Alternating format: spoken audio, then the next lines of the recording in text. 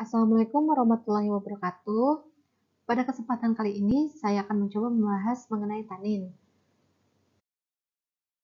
Ya, berikut adalah definisi dari tanin. Jadi, di sini dikatakan bahwa tanin adalah senyawa-senyawa kompleks yang tersebar luas dalam dunia tumbuh-tumbuhan, dan sebagian besar ia terdapat dalam daun, buah, dan batang. Tanin ini merupakan campuran senyawa polifenol, di mana semakin banyak jumlah gugus fenolik, maka akan semakin besar ukuran molekul dari tanin. Dan tanin ini dapat berikatan kuat ya dengan protein dan dapat mengendapkan protein dari larutan menjadi kopolimer dan akhirnya tidak larut dalam air. Nah, kita bisa lihat ya di sini struktur dari tanin. Dari gambar bahwa memang tanin ini merupakan suatu gabungan dari polifenol ya. Dia berbentuk kompleks ya, terdiri dari cicin benzen, kemudian ada OH di dalamnya. Untuk macam tanin di mana di sini perlu kita pahami ya, ada beberapa macam penggolongan yaitu ada prototanin, kemudian tanin terkondensasi dan tanin terhidrolisis. Nah, untuk prototanin disebut juga sebagai prazatanin, di mana strukturnya ia adalah katekin dan galokatekin serta flavan. Bobot molekulnya dia lebih kecil dibandingkan dengan penggolongan tanin yang lainnya dan dia hanya sedikit dapat mengendapkan protein. Untuk tanin terkondensasi, ia disebut juga sebagai proantosianidin atau flavolan dan strukturnya ia adalah oligomer, katekin, dan flavan. Bobot molekul sekitar 1000 sampai 3000 dan dia dapat mengendapkan protein ya lebih besar dibandingkan dengan prazatanin. Nah, kemudian tanin terhidrolisis ia terdiri atas galotanin dan alergitanin. Untuk galotanin, strukturnya adalah ester asam galat dan glukosa. Dan bobot molekulnya dia lebih kecil ya dibandingkan dengan L-agitanin. Nah, sedangkan untuk L-agitanin ini sendiri strukturnya adalah asam heksahidroksifenat dan glukosa. Dan untuk tanin terhidrolisis ini, ia dapat mengendapkan protein lebih besar ya kekuatannya dibandingkan dengan tanin terkondensasi dan prototanin. Untuk tanin terhidrolisis disebut juga dengan hidrolysable tanin dan pirogalol, di mana dikatakan ia terdiri dari molekul gula pusat yang terikat pada molekul-molekul asam galat ya atau galotanin atau asam hexahidrodisiphenat yaitu L-agitanin. Penyebarannya terbatas pada dikotiledon atau tumbuhan berkeping dua dan ia merupakan suatu glikosida ya sehingga mudah terhidrolisis menjadi asam fenolat. Dan tanin terhidrolisis ini biasanya berikatan dengan karbohidrat dengan membentuk jembatan oksigen. Maka dari itu, tanin ini dapat dihidrolisis dengan menggunakan asam sulfat atau asam klorida. Ya, kalau di sini tanin terhidrolisis ya, dengan apa bisa dihidrolisisnya? Ya, dengan menggunakan asam sulfat atau asam klorida. Dan kemudian dia disintesis dari prekursor asam dehidrosikimat, ya, sikimik. Untuk tanin terkondensasi, justru dia dapat terkondensasi menghasilkan asam klorida. Kalau tadi kan dihidrolisis menggunakan asam klorida ya untuk tanin terhidrolisis, tapi untuk terkondensasi, ia justru dapat terkondensasi menghasilkan asam klorida. Dan ia merupakan flavan polimerik dan tidak mudah terhidrolisis. Kemudian di sini terdiri dari molekul-molekul katekin dan epikatekin yang dihubungkan dengan adanya ikatan karbon. Nah, katekin dan epikatekin ini merupakan suatu monomer, sedangkan untuk 2-4 monomer ini dikatakan sebagai OPC atau proantosianidin oligomerik ya. Kondensasi polimer dari katekin ini atau galokatekin ia dapat membentuk suatu oligomer yang lebih tinggi yang dikatakan sebagai dimer. Dan ia lebih tahan terhadap penguraian untuk yang terkondensasi ya. Dan ia lebih mudah teroksidasi menjadi warna merah muda kemudian keunguan. Untuk tanin terkondensasi ya ini bisa dikatakan kondensitenin atau pirokatekoltanin. Disebut juga sebagai proantosianidin atau flavolan. Terdapat umum pada kalau tadi hidrolisis itu dikotiledon ya, namun terkondensasi ini dia terdapat umum pada gimnospermae dan paku-pakuan serta angiospermae, di mana ia disintesis dari prekursor flavonoid. Jadi memang berbeda ya antara tanin terkondensasi dengan tanin terhidrolisis. Untuk sifat tanin, yang pertama, ia tidak dapat dikristalisasi. Kemudian, bila ditambahkan air, maka ia akan membentuk suatu koloid dan menimbulkan reaksi asam. Kemudian dia bisa ditambahkan air. Jika ia ditambahkan air, maka ia dapat bersifat sebagai astringen. Kemudian, mengendapkan larutan gelatin, protein, dan alkaloid dalam larutan. Nah, jadi memang karena ia memiliki sifat yang dapat mengendapkan protein, untuk reaksinya ia dapat menggunakan gelatin untuk mengidentifikasi apakah dalam suatu tumbuhan itu terdapat tanin atau tidak. Kemudian, jika ditambahkan garam Fe3, ia akan menimbulkan senyawa yang berwarna biru atau hitam. Jadi memang karena tanin ini kan merupakan suatu gabungan ya antara berbagai gabungan dari polifenol ya. Nah, jadi memang ketika ditambahkan garam Fe3 itu akan menghasilkan hasil yang positif sama halnya dengan polifenol. Nah, kemudian bila ditambahkan dengan kalium ferrisianida, kemudian ditambahkan amonia, maka dia akan berwarna merah tua. Kemudian akan mengenap dengan garam-garam, ya. Kemudian dalam larutan basah, ia akan mudah mengabsorpsi oksigen. Nah, itu tadi sifat tanin. Kemudian sebagai farmakodinamikanya, jadi memang tanin ini banyak digunakan sebagai obat-obatan, ya. Jika tanin ditambahkan dengan selaput lendir, maka akan terjadi sambung silang dengan protein sel lendir dan sel epitel mukosa.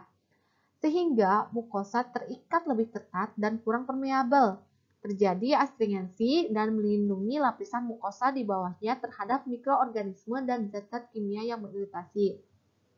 Akibat adanya sambung silang antara tanin dengan selaput lendir, maka tanin banyak digunakan sebagai obat untuk diare ya, karena dia bersifat sebagai astringensia seperti pada teh ya, itu kan banyak mengandung tanin ya. Makanya jangan heran gitu jika para nenek mungkin ya, nenek kita, sepupu kita, jika mengalami diare katanya minum teh pahit karena itu memang mengandung banyak tanin di dalamnya.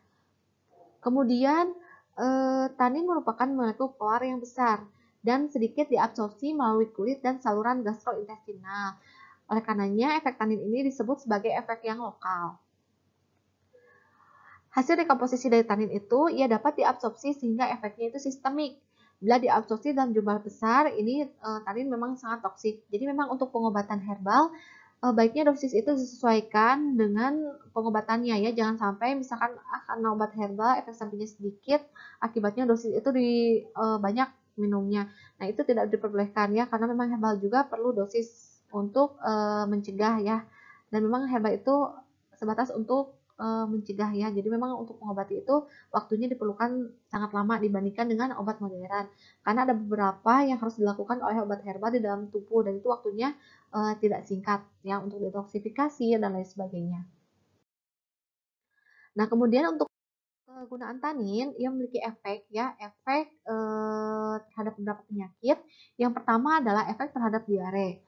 Ia dapat terbentuk lapisan protektif dari protein yang mengendap pada mukosa sepanjang dinding saluran pencernaan, kemudian akan menghilangkan rasa ujung-ujung syaraf sensorik dan mengurangi rangsangan terhadap aktivitas peristaltik yang meningkat. Kemudian efek terhadap ulcus pepticum, tanin ini terikat secara selektif pada protein-protein yang terekspos pada dasar ulcer. Kemudian barrier yang terbentuk melindungi bawah ulcer dari isi lambung. Pada permukaan yang berdarah, yaitu secara lokal ya, maka dapat terjadi peristiwa efek hemostatik. Mengapa demikian? Karena tanin ini dapat vasokonstriksi lokal, kemudian ia dapat meningkatkan kecepatan koagulasi dan dapat membentuk gumpalan artifisial. Efek antioksidan juga terdapat ya dalam tanin, antara lain untuk mencegah PJK, penyakit jantung koroner, dan ia caranya adalah OPC ya. Contohnya tanaman yang banyak mengandung OPC ini adalah biji anggur dan kulit batang Pinus pinaster ya. OPC ini adalah oligomeric proanthocyanidin. Nah, selain itu ia juga digunakan untuk penyamat kulit, pembuatan tinta ya. Mengapa demikian? Karena jika ditambahkan besi ya ataupun FeCl3 ia akan menimbulkan warna yang tua ya, biru sampai ungu atau bahkan hitam. Kemudian regen untuk deteksi gelatin, protein, dan alkaloid karena dia mengendapkan. dan ia juga dapat digunakan sebagai antidot untuk keracunan alkaloid. Reaksi yang tidak diinginkan dari tanin, ia hanya berlaku untuk yang jumlahnya signifikan dan digunakan dalam dosis relatif tinggi. Nah, di mana hidrolysable tanin ini bila diabsorpsi ke dalam aliran darah, ia dapat menimbulkan efek hepatotoksik. Dan kemudian dapat membentuk kompleks dengan ion logam ya. Contohnya adalah dengan Fe di dalam tubuh, jadi dia dapat menghambat absorpsi. Nah, kemudian jika disuntikan secara subkutan, maka menimbulkan karsinogenik. Dan yang terakhir, jika pemakaian kronis dalam dosis tinggi, maka astringensi yang berlebihan ini pada jaringan mukosa akan terjadi. Sehingga bisa juga terjadi konstipasi dan menghambat enzim-enzim pencernaan, terutama dari usus kecil. Nah, ini adalah indikasi untuk penggunaan tanin ya, di mana ia bisa digunakan sebagai antiinflamasi untuk saluran pencernaan bagian atas. Terus diare karena inflamasi saluran gastrointestinal dan topikal, misalkan untuk lesi terbuka, luka, dan hemoroid ya, karena dia bersifat sebagai astringensi. Dan kemudian kontraindikasi untuk konstipasi dan anemia defisiensi besi. Mengapa demikian? Karena memang tadi ya, tanin ini dia dapat mengikat besi ya, berikatan dengan Fe. Kemudian ini adalah sumber-sumber tanin. Kita bisa lihat bahwa tanin hidrolisis itu bisa bersumber dari punicase, kemudian mirtase, dan hamamelidase. Contohnya pomegranat, jamu air, dan pohon-pohon lainnya.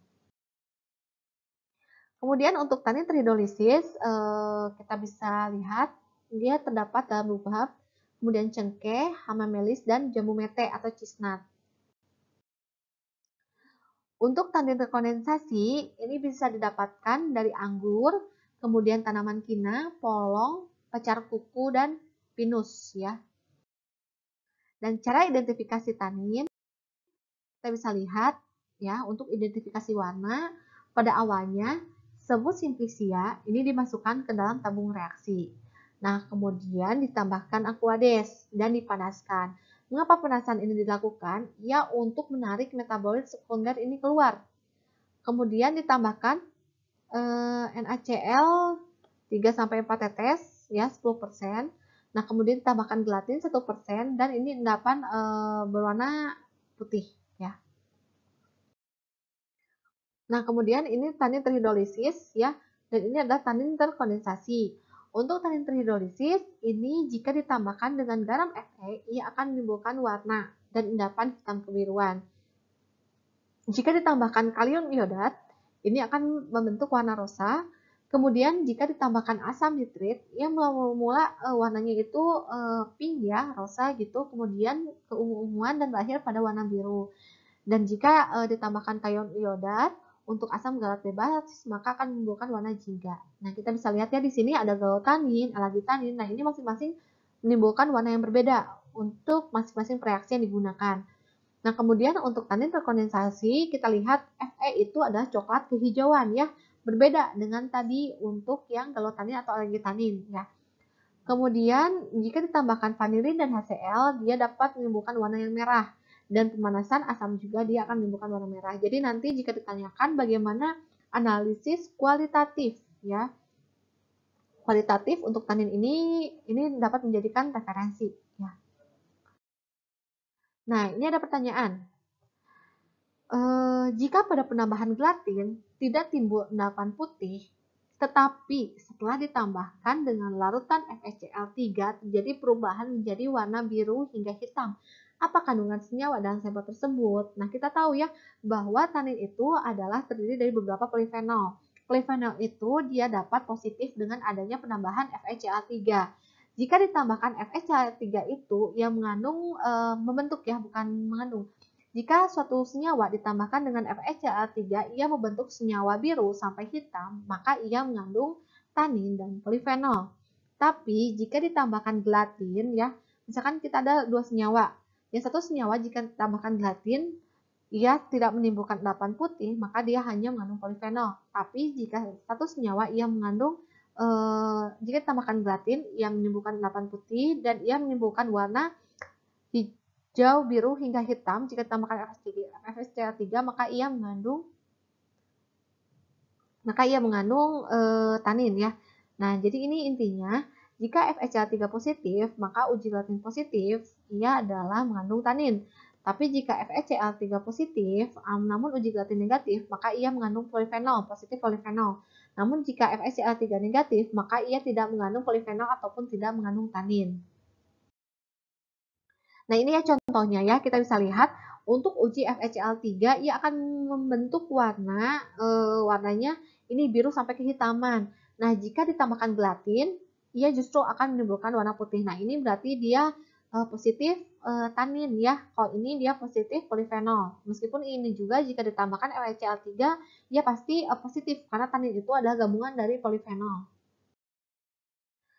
Yang tadi itu adalah analisis kualitatif ya. Nah, ini juga bisa digunakan yang lain untuk analisis kualitatifnya, di mana tanin ini ataupun suatu buah, kemudian suatu batang, daun, ia diekstraksi dengan metanol air atau etanol air. Nah, KLT-nya ini dia menggunakan pengembang satunya itu BAA dan pengandung dua adalah HOAC 6%. Menggunakan sinar UV yaitu menimbulkan bercak yang membayung. Selain dengan menggunakan KLT, kita juga bisa menggunakan KCKT ya, kromatografi cair kinerja tinggi. Ini yang lebih modern ya. Ini bisa digunakan untuk analisis kualitatif. Nah, kemudian kita juga bisa menggunakan kromatografi kolom ini untuk mengisolasi. Jadi kita hanya untuk mengambil hanya tanin. Ya kita tahu ya dalam suatu, misalkan kita mengambil suatu sampelnya itu adalah daun. Nah, daun itu otomatis kan tidak hanya ada satu senyawa ya, ada berbagai macam senyawa. Nah, jika kita ingin mengambil suatu senyawa tanin saja dalam daun tersebut, kita bisa menggunakan kromatografi kolom.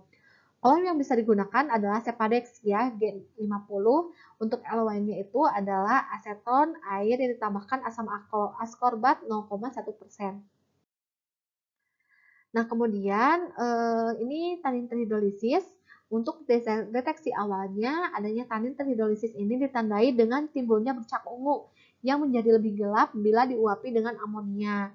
Kemudian ini dapat menggunakan kromatografi kertas dan KCKT ya, kromatografi cair kinerja tinggi.